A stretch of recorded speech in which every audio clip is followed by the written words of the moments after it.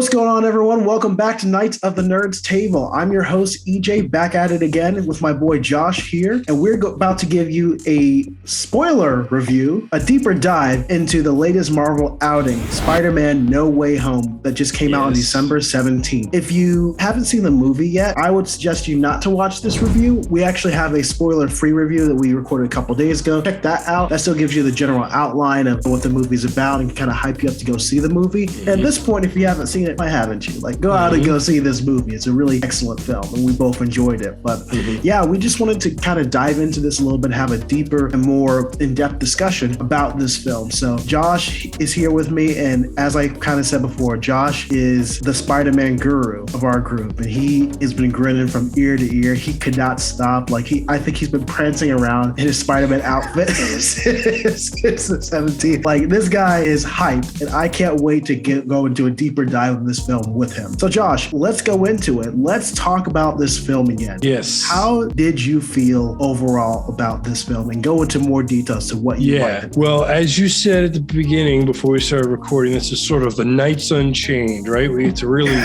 take the shackles off and just really dive into what we like. Knights Unleashed. Like. Yes, everything about this film. We could talk about all the exciting cameos, even more than cameos. We could talk about just everybody who's in this, everything just that Marvel delivered on. I'm so excited. So let's just get right into it right off the top. All right. Let's not beat around the bush. Charlie Cox is in this movie. Yes. All right. Daredevil. People cheered when he came out. Awesome scene, right? He's sitting down at the table with Peter and Aunt May and Happy. Peter Parker is having to seek legal advice because if you remember from the last movie, his identity is revealed and everybody knows who Peter Parker is. Everybody knows Peter Parker is Spider-Man. And this movie really takes us through that journey and what Peter has to deal with. So he's getting some legal advice from none other than Charlie Cox as Matt Murdock, aka Daredevil. Awesome scene when he comes in. Everybody was thrilled. Everybody was cheering. People loved it. I loved it. I thought the Daredevil show on Netflix was excellent. I think it's the best one they did out of those Marvel shows. And Charlie Cox was a fan favorite, so people were very happy to see him put into the fold. Very cool. He has the moment where the brick is thrown through the window and he catches the brick. Right? He's a blind guy. How does he catch a brick that's hurtling through a window? And Peter's like, whoa, how'd you do that? And he's like, I'm a really good lawyer, right? You know, it's a great moment. I loved it. We've got Andrew Garfield back. We've got Tobey Maguire back. Of course, we knew about all the villains. What a moment when those two guys come through the portals. Everybody cheered. Awesome. What a moment. All the nostalgia. If you're like EJ and I, yes, we grew up with these movies, okay? We were born in 94, right? The first Spider-Man, Tobey Maguire movie came out in 2002, and we loved it, okay? We grew up with Tobey. We grew up a little bit with Andrew, right? And we grew up with William Dafoe, all right? And Doc Ock, all these guys, we grew up with this too. So to have this kind of a payoff in this movie was huge, okay? So right off the cuff, I'm too excited about it. I couldn't split it up into everything. Everybody's in this movie, guys, okay? It happened. They did it. We've got them all. Spider-Verse. Anybody, right? The Spider-Verse. Awesome. I loved it. EJ, how did you feel? Wasn't this just so nostalgic? It's just such a good feeling to be a part of as fans. I tell you what, and it's something I said before, we were very lucky this year when we've gotten the movies that we've gotten. And what I like about this film, it is pure fan service, much like a lot of films we've gotten this year, like the Snyder Cut. That's another fan service film. This film had multiple payoffs, not just from the MCU, but also from the Garfield series and the Raimi series, right? It was so cool because Peter Maguire is my favorite Spider-Man. I think I've made that clear. And, you know, he's just someone I grew up with. So it was really good to see him come back in the role. He really gave it his all, in my opinion. I was worried because Tobey doesn't do a lot of acting these days. So I was wondering if, like, knocking off the Rusty, he would feel weird, or if he would kind of mail it in. I was hoping he wouldn't, and he didn't. And it's the furthest from when he had the furthest to go back, really, right? Because he was the original Spider-Man way back, like we said, in 2002. So it's 20 years basically at this point since he first played the role. And I forget when the third one came out, but I mean, there's quite a bit of distance in between. 2007-ish, I want to say. So for him to get back into the role, you know, I agree with you. Like, how does he sort of shake the rust off, like you said, and how does he rechannel Peter Parker, you know? Yeah, no, I definitely was really excited to see him and to come across that older version of Spider-Man, right? He was very mentory to the other two. Like, I think that he came across more of the mentor than even Andrew Garfield did. Andrew Garfield came across as more of a big brother, whereas Peter came across as the wise older uncle figure. You know what I mean? Yeah, they really delivered delivered on the three generation. You know, you had grandpa, you had dad, and then you had, you know, son. Or if you want to say like dad, oldest brother, younger brother, maybe is a little more accurate. But I agree. It completely delivered on that, where you had those three different perspectives and three generations, so to speak, of these Spider-Men and where they came from, where the world was at when these movies came out, where we're at now as a society. They really delivered on each one of those guys, hitting each note correctly with those actors. And credits to Andrew, Toby, and Tom for all really just doing a good job, with Andrew and Toby reprising their roles and Tom continuing his. I mean, excellent job all around. Would you agree by all actors involved for Spider-Man? Absolutely. And I would obviously, I've been praising Toby. We've been praising Tom Holland a lot as well. I want to give props to Andrew Garfield, because I think that Andrew Garfield gets a bad rep because of the quality of his movies. And he is the awkward middle child of the Spider-Man franchises, to be honest. So Tobey Maguire is our first love, right? That's the first guy we get to really get to know as Peter Parker. Andrew Garfield's the guy in the middle that doesn't necessarily have as much to do. He is in his own contained universe. His movies are up and down. And then you have Tom Holland, who's our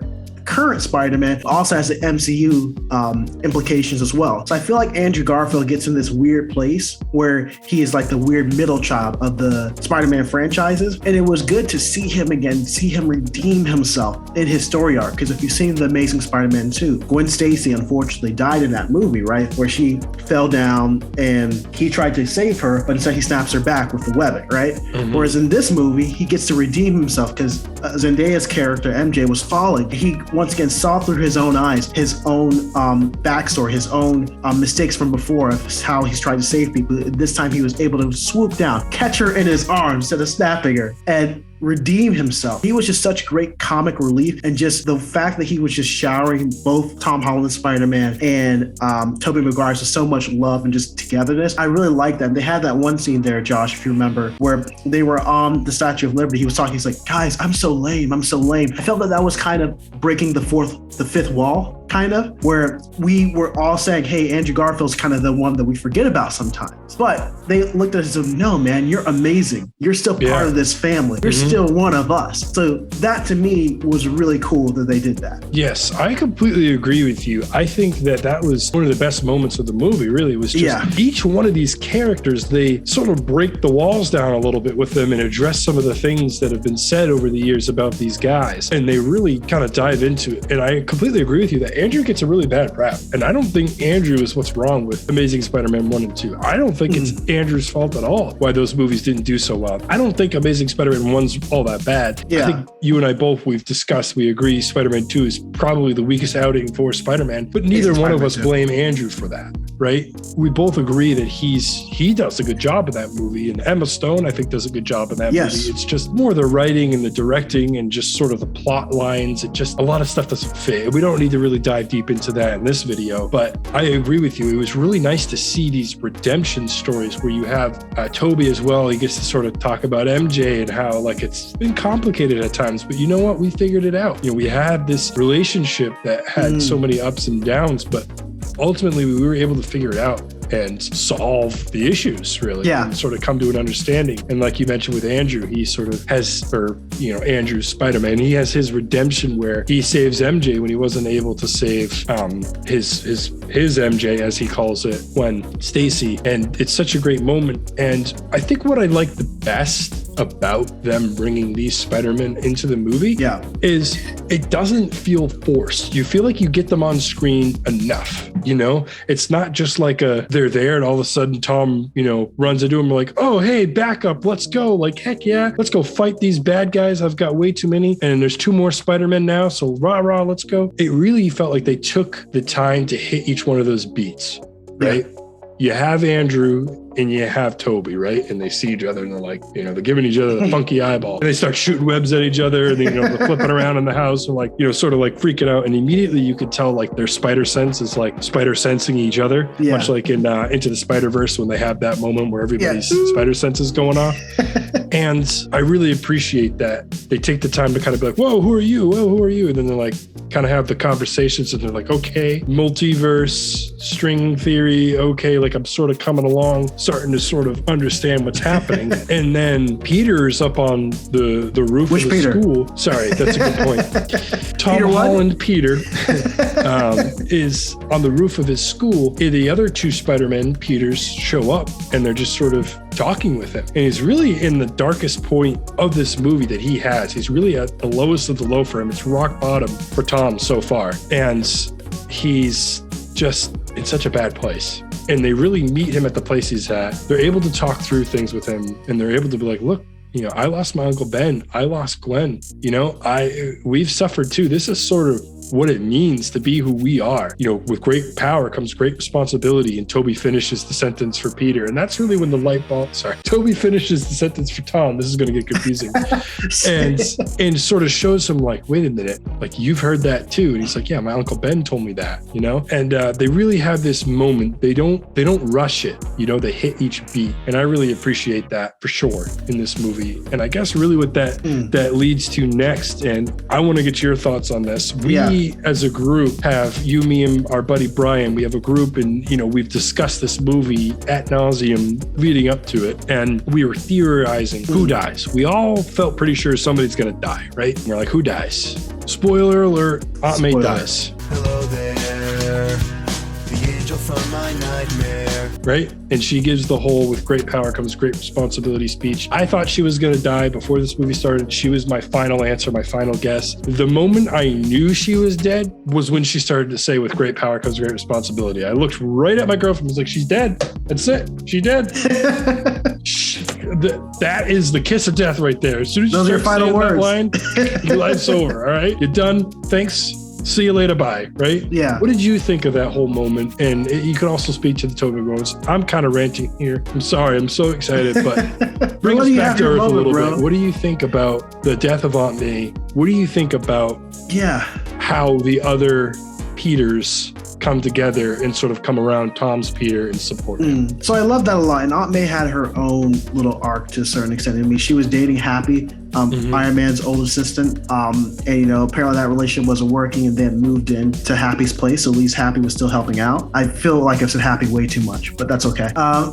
She really inspires Tom throughout this whole thing where she tells him that, hey, even though these bad guys are on our new Earth, we need to help them out. They're sick. They need our help. If we just send them back, they're going to die. So it really gives Tom Holland the courage to stand up to Doctor Strange, who was just going to send them back. Mm-hmm. So he stood up to an older Avenger. Like that's a big moment, and just left him in a. Yeah, he beats him. So that's. I don't want that to fall by the wayside. Yeah, we have a one-on-one battle between Spider-Man and Doctor Strange, and Spider-Man wins. Which is interesting, it's not something like if they were going at it in like a brawl or a like Mortal Kombat situation, I would have probably put my money on Doctor Strange, but apparently it's canon now. If it's, I see what you're saying because it's like when you're fighting amongst friends, Doctor Strange is fighting to subdue Spider-Man, but also Spider-Man's also fighting to subdue, like neither one of them is like, okay, I'm going to go all out, They're both trying to win this battle without severely hurting or, killing the other guy, right? So they're not going all out, giving it their all, but they both have that same handicap, right? So you can make the argument that Doctor Strange is trying to like reel him in, but not hurt him. But same with Peter. He's also trying to like, I want to win this battle, but I can't hurt Doctor Strange, right? Sir.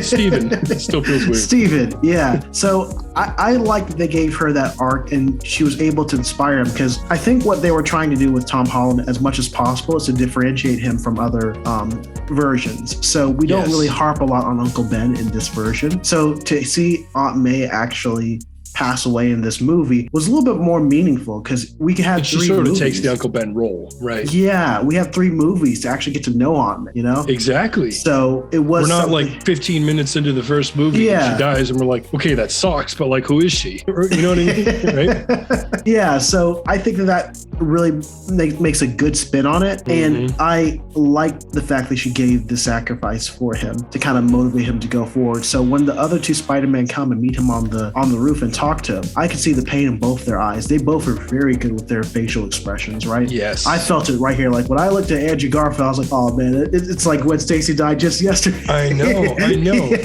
I completely agree with you. That scene is so good. I mean, just everybody's facial expressions. All three of the Spider-Men, you've got MJ, you've got Ned, everybody in that scene does a really good job of selling it in their face. You know, you're hearing what they're saying and you're understanding what they're going through, but really what makes the scene hit home and really hit you in the heart is you see it on their face. They don't argue, right? Like Andrew could easily be like when Tom Holland's Peter says, he's like, you don't pretend like you know what I'm going through. You don't understand. I just lost my Aunt May. Like, you don't know what this is like. And both other Peters, both Toby's Peter and Andrew's Peter could easily be like, whoa, pal. I don't know who you think you are. But, you know, we've had some people die too. Okay. Yeah. Like, it's not just about you, John. You know, we've had best friends, we've had girlfriends, we've had, you know, father figures or mentors. Like, we've had people we love die. Okay. Yeah. That's part of being Spider-Man, pal. Like, they could have been way more rough with it, but you just see it in their face to where they're like, I know where you're at right now. Like, I know you think I have no idea and like I don't understand, but I'm not here to argue with you about like understanding your pain. I'm just here to let you know like you're not alone. We know what it's like to lose, and it's part of being who we are as heroes. You know, there's sacrifice involved. So I agree. Great acting, great moment. What a scene. Yeah, it really kind of, it was one of those where if I have the ability to cry, I would. So, I felt the one lone Denzel Washington tear go down my face. Like, I was like, all right, I'm with my fiance. I can't be crying at a movie here. So that's right. Gotta tough it out. I'm tough. But yeah, no, that one hit me, and it was so good to see them in those roles again. It really fit like a glove. And one of the funnier moments of that film was when they were all saying, "Oh yeah, we all of us are named Peter, so we got to differentiate ourselves." And Tom Holland was like, "Okay, so I'll be Peter 1." They called Toby Peter 2, and it was Garfield Peter 3. Is that the order they went with? I need to watch it again to figure it out, because they get confused and start calling each other the different Peters. And then I was lost. I was like, okay, wait, which one's which? Yeah. Right? I know Holland was Peter 1, but like who 2 and 3 were kind of gets. I think they call Peter. I think you're right. They called Toby Peter 2 and Andrew Peter 3. And when that moment came, I was like, hold on, Tom, hold on. No. You got to put some respect on my boy Toby. Toby's Peter 1. He came first. Garfield's Peter 2. You're Peter 3, mofo. He's calling the shots, though. He's calling the shots. I do like that during this whole scene, right? Now, to set the scene real quick for you, you guys kind of see this in the trailer, but it's the scene where sort of everything culminates to the end, right? We've got this big crescendo to end it, right? And it's the big battle between the Sinister Five, so to speak. There is no sixth member. There was a lot of speculation on who that would be. It's nobody. It's just the 5 guys that we see in the trailer. So they're fighting the 3 Spider-Men, right? And there's a moment where at the Statue of Liberty, there's the big clash, right? And there's a moment where both Toby and Andrew's Peters are like, well, wait a second. We're not used to being on a team. Like, we kind of just fly solo and do our own thing. And Tom's Peter's like, well, I've been a part of a team. Like, I've been a part of the Avengers. And of course, it's a great joke. And Andrew's like, whoa, that's awesome. Who are the Avengers, right? You know, they don't have the Avengers in their universe. So it's a cool moment where it makes sense. You know, that makes sense. You are Peter that we've had recently with Tom Holland. We know that he's been a part of a team from Civil War, from the beginning, really. When he first gets introduced, he's a part of a team. He fights with other people. So he kind of figures that out throughout these movies, what it's like to be a part of a team and play a part in a team effort to defeat somebody or multiple people, whereas the other guys don't. So him sort of taking the lead role as far as like making the plan and executing it totally tracks and totally makes sense. And one thing I love that they pointed out as well, so me and Sarah were talking about this a little bit, and we were talking about how mechanically, Toby is the only one that can make webs with his own body. They have to like go into the lab to like put this like kind of modify it or whatever. They kept on making that joke in there. So, hey, it just comes out of you. Yeah. No, it was great because they could have just ignored it or whatever. But that would have been so obnoxious if they just ignored it, right? Yeah. You have to address that because that was that was a big deal when Toby's movie came out and everybody was like, where's his web shooters? Right? Yeah. Because obviously in the comics throughout all of them, it's the web shooter and he creates the web cartridges and he runs out of web when he's fighting sometimes. He has to make that stuff. So I agree. I'm really glad that they touched on that and we got to sort of see the fun banter back and forth a couple of times about it. And very, very entertaining. And the chemistry between the 3 Peters, spot on. They did such a good job together. Yeah, none of them overcame the other. They really did seem like a brotherhood.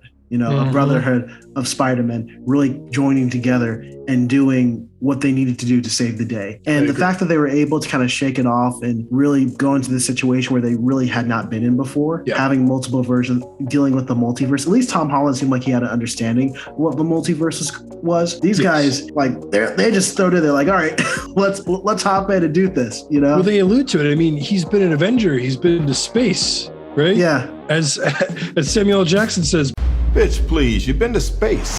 He's a little bit more seasoned as far as like the really weird, crazy stuff. Yeah. So Toby and Andrew have seen villains, right? And they've seen, symbiotes and Sandman and like different superpowered villains. But as far as like going to space and like fighting Thanos with Infinity Stones, they haven't experienced that kind of thing. Whereas Tom Holland's Peter Parker Spider-Man has. So, wow, right? Just wow. Way to just really deliver. Thank you so much, Marvel, for just Sony and Marvel. Thank you, guys. Really, really nailing this, because this is all we ever wanted in our lives was seeing all those guys on the screen at the same time.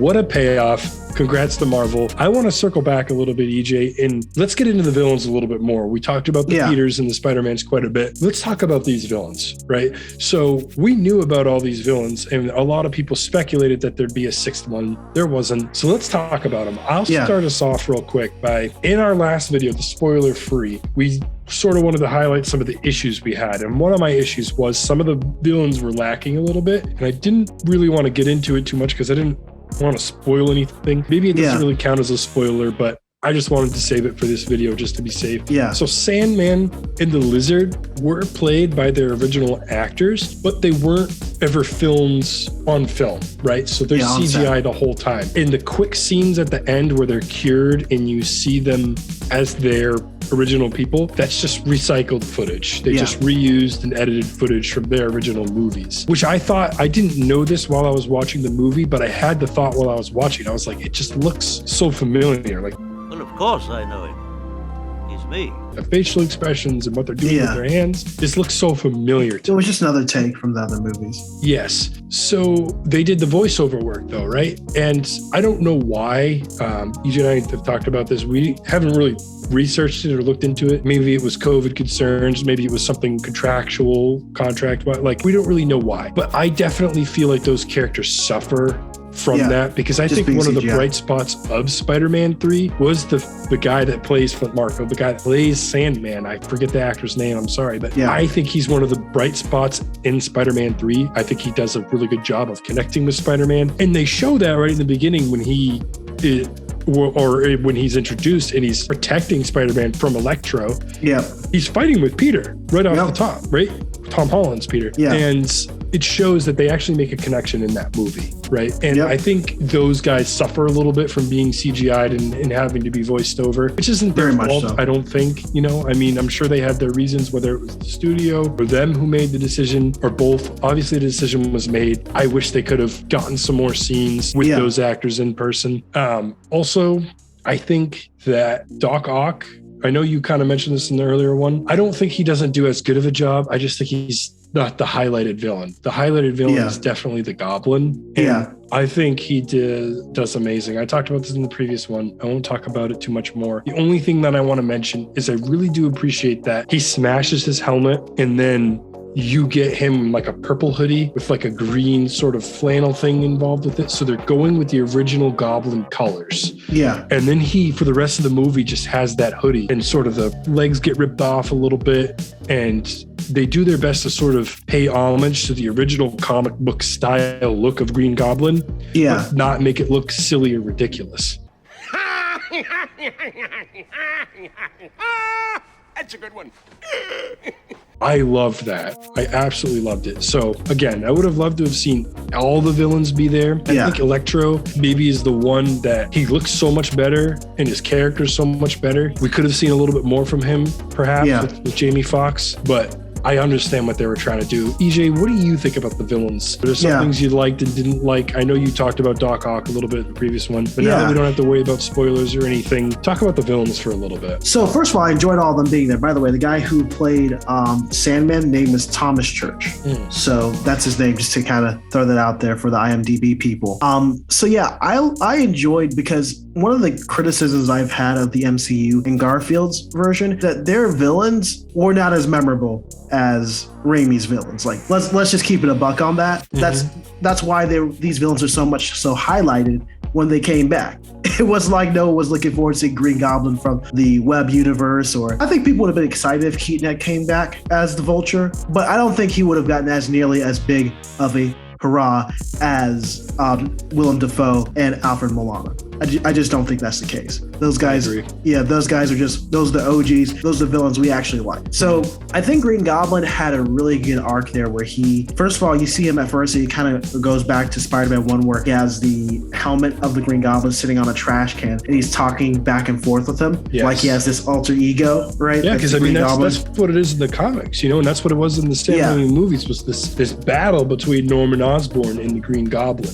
Two people like in one body, sort of similar to like Venom and the symbiote, but different, obviously. Yeah, exactly. So you got to see that type of call out back to what that was. You saw him break the helmet. You're like, whoa, what's going on here? And he tricks Aunt May and Peter into thinking they actually want to be cured. And once he gets them into Happy's place, he then turns to Green Goblin and turns on everyone, to get them into a vulnerable situation. What a scene, too. Yeah. That whole sequence of him trying to help the villains, right? And then being in the apartment, and then the battle breaks out, and just incredible. And Willem Dafoe just nails it. And I mean, just brutal battle between him and Peter, and another brutal battle. Sorry, I keep doing it. Between him and Tom Holland, and then between him and Tom Holland at the very end of the movie. I mean, the two one-on-one battles we get between those two is just, wow, brutal.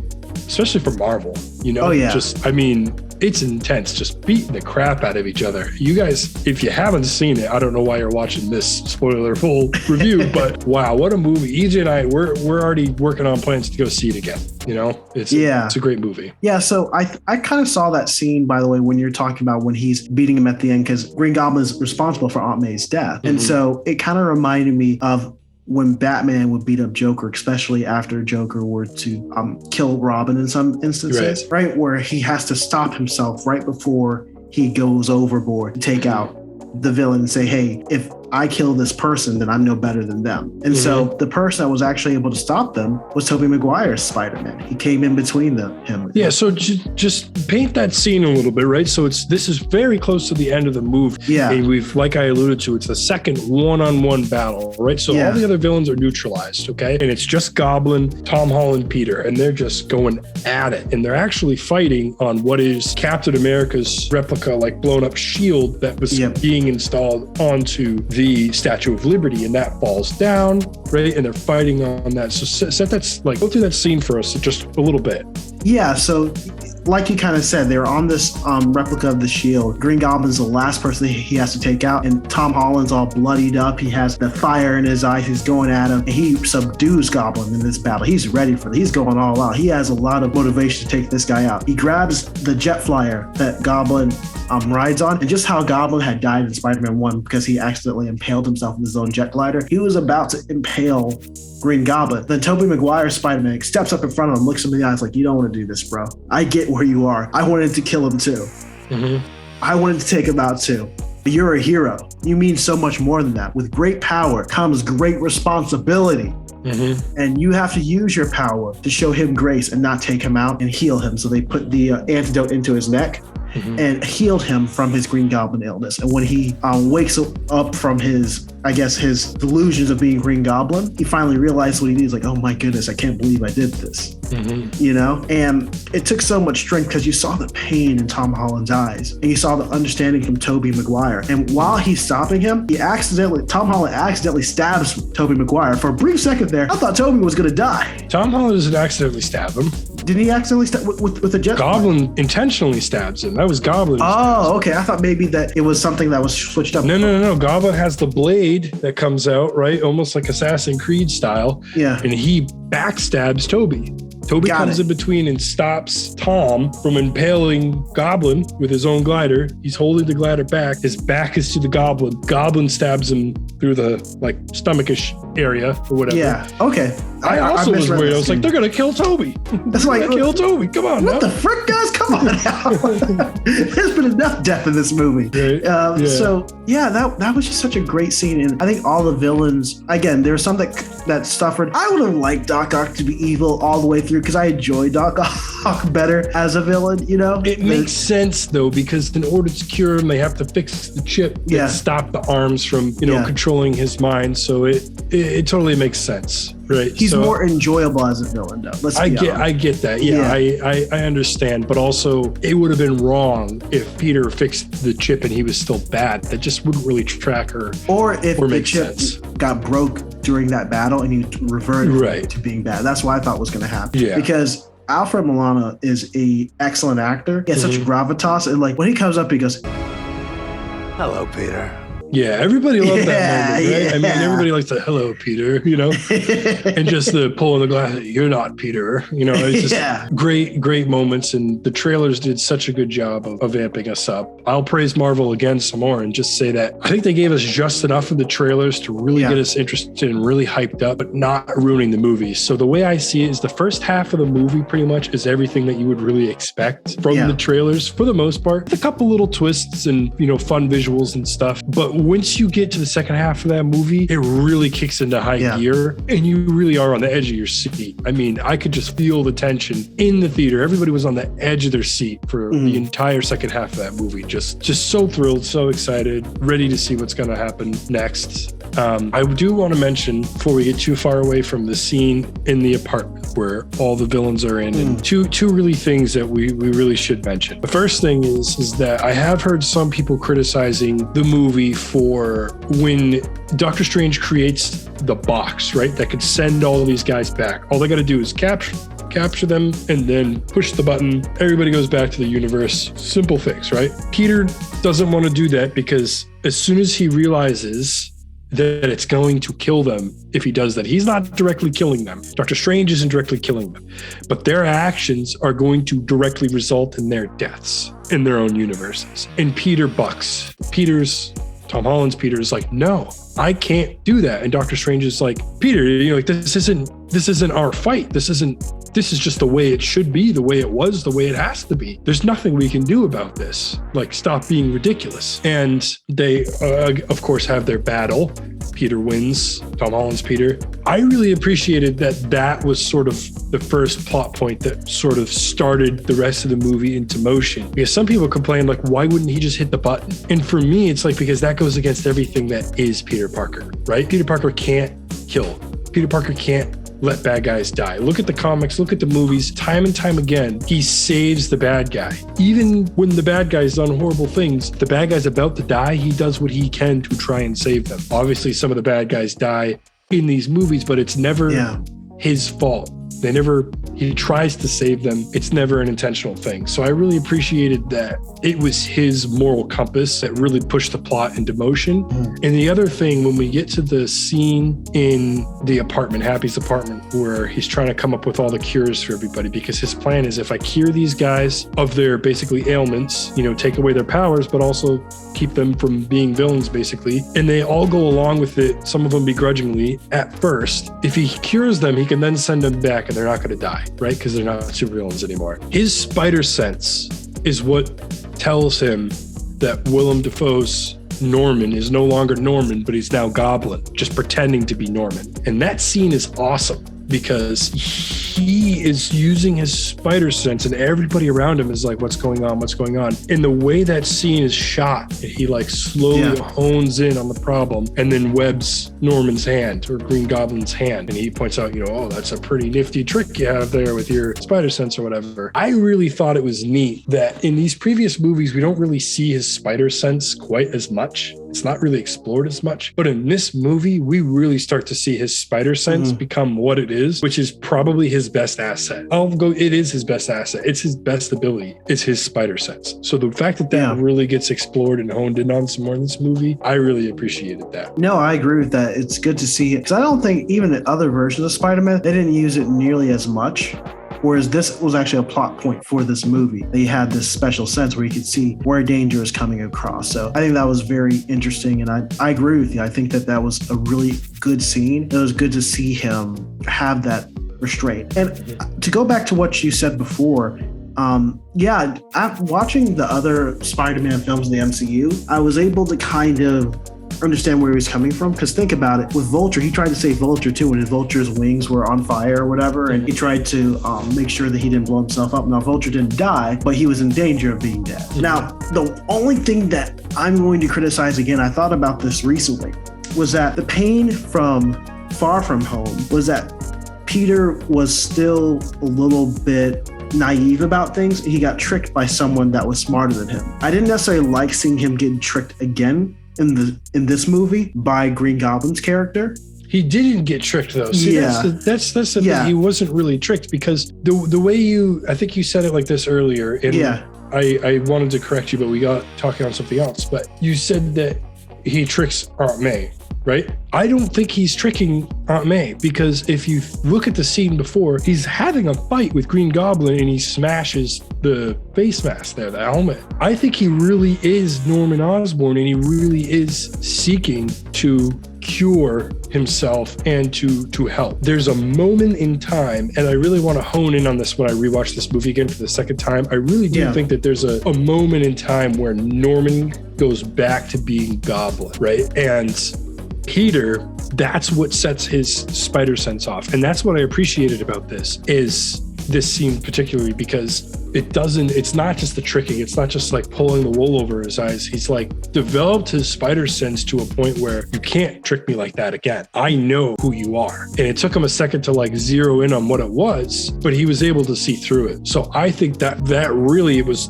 that moment when that sort of alarm in his head starts going off is really when the switch kind of really was made, because he was working on the cure. And when he injects him with the first cure that he's working on, didn't really do anything. It just shows us that it wasn't finished, because it didn't have any positive effect either. So if it was something that Goblin was doing the whole time and he was working on whatever formula thing, potion they were making, he would have like added enhancements into it or like done something to it. He wouldn't have just made it not do anything, right? Well, he says something in there that makes me think that he kind of was playing 3D chess. He says he was looking at the situation through Norman Osborn's eyes. So maybe the Norman part of him thought he was working for good, but I feel like the Green Goblin part of Norman Osborn was indeed putting the chess pieces together to make a switch. At least because of that line in particular, where I feel like, oh, all right, so he was playing this weird three-dimensional chess game where maybe the Norman part of him thought he was. The whole time, the Green Goblin part was saying, all right, at the most inopportune time, I'm going to jump out. I think that makes a lot of sense. I think he was sort of Backstreet. Backstreet's back, all right. Backstreet Boys, all right. He was backseat driving a little bit and just sort of seeing where things would go, right? And I think when he does sort of jump in, that's really when that alarm clicks off. So I just wanted to push back a little bit, because I mean, everybody's entitled to their own opinion, obviously. It's just, I didn't see it that way. I didn't see it as him being tricked. In fact, I saw it as him, because in Far From Home, he doesn't know that Quentin Beck is bad until it's obvious, until it's thrown in his face, right? He doesn't have the spider sense going off. It needs to literally be like, boom, he's bad, he's horrible. It needs to be in his face before he realizes it. That's not the case here. He picks up on it and hones in with the spider sense. Yeah, I think either of our theories could potentially work. Like, and these movies are art, so we're all going to interpret this a little differently. That's how I saw it, as that the Goblin thought that it was just the best for him in this situation to let Norman Osborn drive until it was right before he's about to get this cure. Goblin pops out. Is that a coincidence, or is that a happy coincidence, or is he popping out? I think, honestly, we're saying the same thing. Yeah. It's just that Norman Osborn wouldn't set off Peter's sense. Yeah. But the Goblin would. So just because the Goblin's like backseat or whatever, like just watching what's happening, he's not actively in control. So there's no reason really for Peter's sense to go off until he does jump in the driver's seat, and then his sense does go off. I think we're honestly like basically saying the same thing. I was just trying to argue that I don't think he was really tricked like he was in Far From Home. All right, so we've talked a lot about this movie. in this episode, our previous episode. We're clearly very excited, but let's just go ahead and put a bow on this for now, because we are going to be putting out a very big episode with some guests that we're very excited about, really diving into Spider-Man and all the different times we've seen him on the big screen. So let's wrap this up. Let's talk about the ending of this movie, right? Because it is a big ending. It's a big reveal. EJ, what happens at the end of this movie? Take us through the journey of the ending of this movie, and then we can get into what does this mean for the future of Spider-Man. So we didn't talk about this as much, but the reason why all this is happening is because Peter was trying to fix everything for his friends, because they were being canceled. Talk about cancel culture to a certain extent, right? Yeah. So his friends were being canceled and basically made sure that they weren't able to go to any college because of their affiliation with him and what being affiliated with Spider-Man meant. So Peter wanted to fix the situation by going to Doctor Strange and having him cast a spell that said that everyone would forget that Peter was Spider-Man, not just for Peter's sake, but for his friend's sake, so they could get into college and enjoy their lives. Well, they messed up the spell because Peter kept on adding things to it. And so as a result, because the corrupted spell was in there, it ruined everything and brought these multiverse characters into the universe. Now, Andrew Garfield and Tobey Maguire's Spider-Man were brought in due to a magic spell that Ned was able to put together and basically make the Doctor Strange ring and brought them in. But at the end, they were brought into the universe. If you watch the scene, they were brought into the universe just like the villains were. They were just location-wise brought to where Ned and MJ were, because he gets a sling ring and accidentally at first figures out how to open a portal and then tries to do it on purpose and successfully does so. Exactly. So to fix this problem, send everyone home, Doctor Strange has to do another spell to fix everything. Now, the fabric of reality is really coming apart because of all this multi-dimensional travel and all of that, and it's almost falling apart while they're fighting these bad guys in the last scene. So to really fix everything and to really correct it, Peter realized he had to give Doctor Strange a heartbreaking spell to put in. Everyone, with no exceptions, would have to forget that he was Spider-Man. It would be basically like Peter Parker never existed. Now, Spider-Man existed, but no one would know who Peter Parker is. No one would know who Spider-Man is. So it's heartbreaking for him, because that means he would have to forget his friends. His friends would forget him, rather.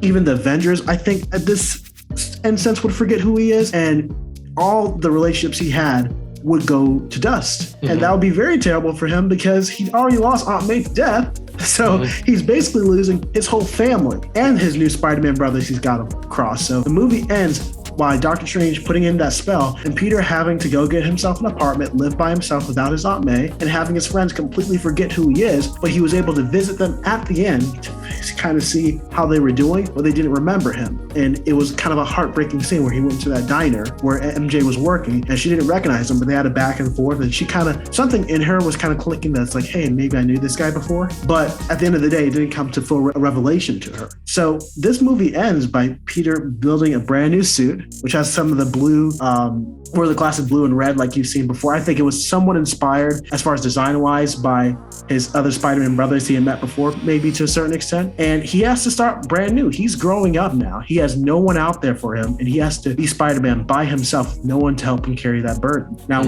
me and Josh want to talk about the implications of what this brings. So Josh, tell me a little bit about this. How do you feel about this? So it's incredible because we didn't know this until we got to this point. Yeah. Something that Marvel's done really well, right? They take us through a journey until we get to a certain point. We don't really realize it, where they're taking us until we look back. So in effect, what this was it was a 3-movie origin story. This was our Spider-Man origin story, Peter Parker and Spider-Man origin story. And now we almost have like a hard reset where he's in an apartment by himself. He's, like you said, he's going to have to struggle, right? It's a crappy apartment too. You see it and you're like, ugh, this is bare minimum, you know? I thought the rent guy was going to come out for a second. I thought the rent guy for Spider-Man 3 was going to come out and be like, where is rent? Right. Well, you do hear a guy say rent is due on the first of the month. That's Don't be late. It wouldn't surprise me. I didn't listen close enough. It wouldn't surprise me if it's the same dude saying that line. That would be really funny. But anyways, they're really showing you like, okay, this is going to be a hard road. He doesn't have the hard reset, the Iron Man nanotech. It's just, this is a full, I mean, maybe he still has it. We don't really know. We don't know the full extent. We just know he sewed his own suit and it's the nice red, blue, classic. Just, it looks awesome. They show a book. He's bringing in all these boxes. They show a book that says like GED, like testing book or whatever. So they're alluding to the fact that like, he's not even going to graduate high school. No, he's going to get his GED and then not go to college, right? He's probably just going to start working at the Bugle somewhere, taking pictures of Spider-Man. And Spider-Man. I'm so excited to see where he goes from here. But I did like the fact that when he sees MJ and he sees Ned in that diner, they told him, like, come find us, tell us who you are, like it's gonna work out, like, just you better come tell us. And he's about to start explaining to MJ, tell her everything that happened, that they were in love, and then the spell had to happen, and all the things that they've been through this previous years. But he realizes that she got into MIT, Ned got into MIT, and he has this moment of realization where he's like, man, like, these guys have suffered because they've been a part of my life. And that's a classic Peter Parker thing, where he pushes everybody away because he doesn't want them to be punished for him being Spider-Man or his lifestyle. So it'll be very interesting to see how they go forward with this. Now, having this hard reset really opens the window for a lot of things, right? Because nobody knows that Peter Parker is Spider-Man anymore. So who finds out that Peter Parker is Spider-Man first? Because nobody knows right now, other than Tom, right? Other than Tom Holland. Literally nobody knows how they handle the multiverse, because he cast the spell so that the multiverse would forget who Peter Parker is. Yes, does that affect Raimi Spider-Man and Web Spider-Man too? Do we see Tobey Maguire and Andrew Garfield again, or was this just a one-off fun thing that they did? Are they going to try to bring them back somehow, some way? Like, there's so many things that they could do, and it's super exciting. The couple of things we know for sure. We've got 3 more Spider-Man movies coming out, a whole other trilogy. Now that we've got our origin trilogy over, now we've got 3 other Spider-Man movies to have some fun with Tom Holland. In the end credit scene, we saw Eddie Brock, Tom Hardy's Eddie Brock, in Venom at the bar. They were in the universe with Iron Man and the Avengers and everything. It looks like they get transported back with the spell because they have the same yellowy, glowy stuff that goes over everybody that gets sent back to the universe with Doctor Strange's spell. But a piece of the symbiote gets left by. So what I think they're really setting up, what makes the most sense, is there's going to be a Venom 3 with Tom Hardy, but the Venom that's going to be in the Marvel Cinematic Universe is going to be different. It's the symbiote's there and it came from Tom Hardy's Venom, but there's going to be a different Venom. So I really think we're going to see the black suit Spider-Man at some point. We're going to get a different Eddie Brock, and that Eddie Brock is going to get the symbiote and become Venom. I really think that's all going to happen. He's going to have the big white spider on him and everything.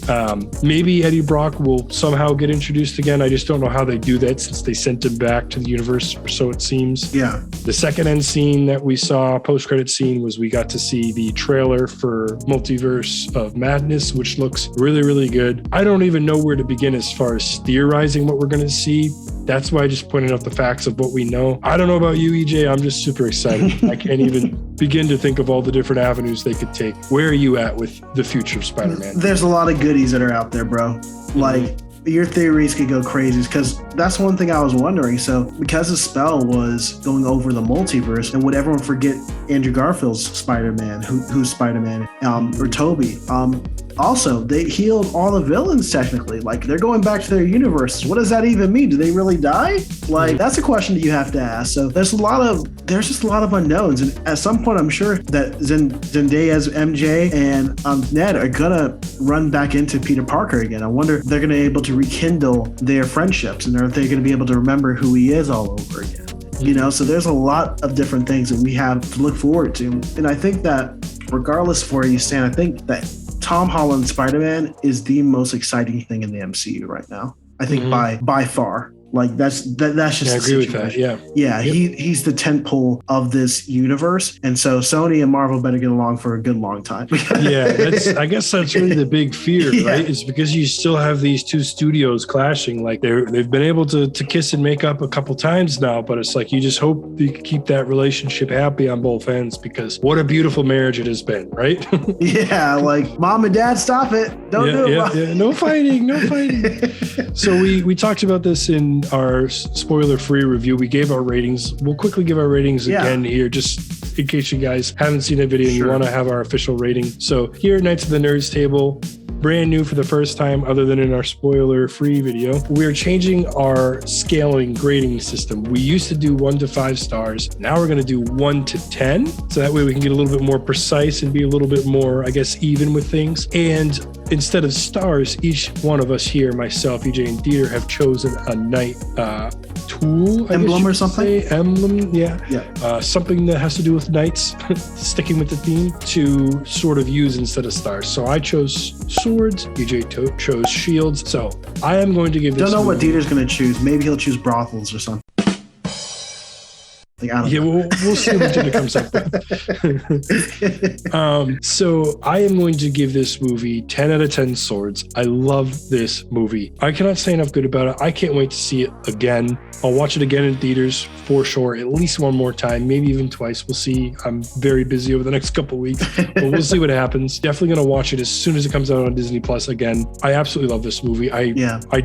We've talked about it a lot at this point. We're going to dive into all the Spider-Man movies, but there's really barely anything to really criticize about this movie, in my opinion. I'm very satisfied. I'm a very nostalgic, very happy, at times emotional about this movie person because of how much it really hit me in the childhood, if you know what I mean. Yeah. EJ, what's your official rating?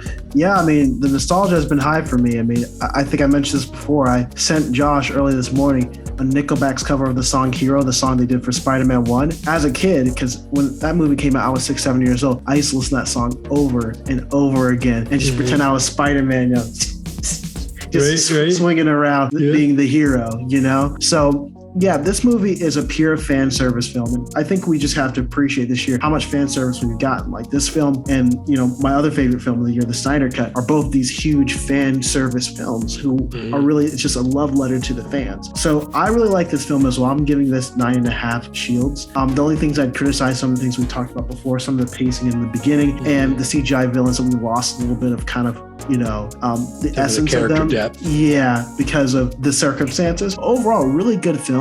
It's so much goodies in this film that we didn't even cover that J. Jonah Jameson was back. You know, as an Alex Jones, like that's who he was supposed to be. He was supposed to be Alex Jones. I was going to say the same thing. I had the same thought. You see the whole progression of him, like with just like a fold up table and a green screen, and then he keeps moving up. I got major Alex Jones vibes. And I think that was the point. I think that was on purpose. I'm like a raccoon in the garage. Yeah, because the Daily Bugle's not supposed to be like the New York Times or whatever. It's supposed to be this kind of shady outpost that gives across quote unquote, you know, fake-ish news and, you know, it's a little bit tabloidy, you know? So I think that was a natural progression for him. He does a great job once again in that role. He's so entertaining. That's one of my favorite parts. I think he was a little underutilized, but you know, but there was so much going on. Like there's only so much you could do. Yeah. Can't really dock up points for that. So yeah, 9.5 shields. We really love this. And, you know, we really can't wait to kind of talk to you guys more. I think I've hinted to this before. We're having a live stream coming up where it's going to be me and Josh in one location. We're going to be talking with you guys, interacting with you guys. We really can't wait. We have so much planned for you for the next year. So we got a lot going on. You know? So we're going to do that live stream and please